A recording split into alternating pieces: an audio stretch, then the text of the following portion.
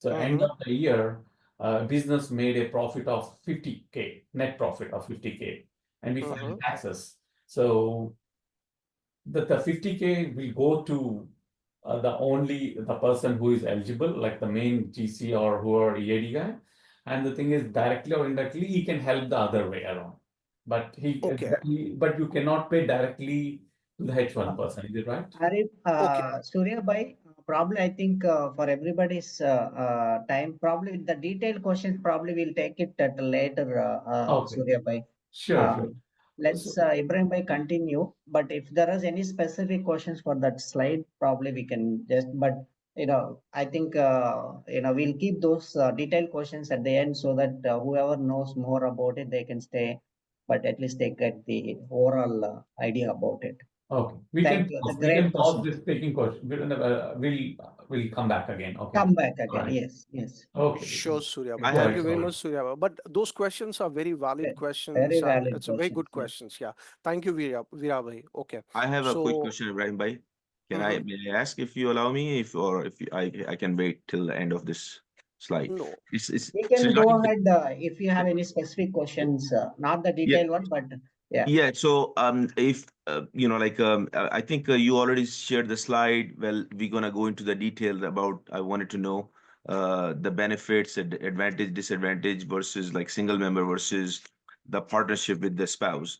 So my specific question about LLC is when you have it as a just under your spouse about the single member since you file the taxes as a joint, right, husband wife, can it be can it be used on as a combined taxes, the income, or does both partner, husband and wife, has to be on the LLC?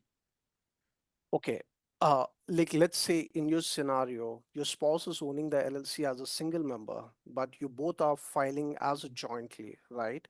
Correct. So when you file your taxes, that business income or expenses would be part of your joint tax return. That answers my question. Thank you. Yeah. Okay. Thank you, Kashif bhai. So we were over here on the steps to form. If anybody has a question or otherwise, I can move forward. Yeah, let's Okay. go ahead, Yes, sir. Ibrahim bhai. We have 25 minutes more. So Sure. Okay. Thank you, Veerabhai, for being a good moderator. Okay.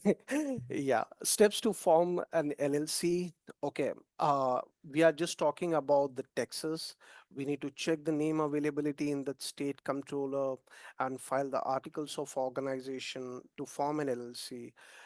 There is like a simple form, you need to fill it up, and in 1 day or 2 days, you can get your LLC as registered with the Texas Department.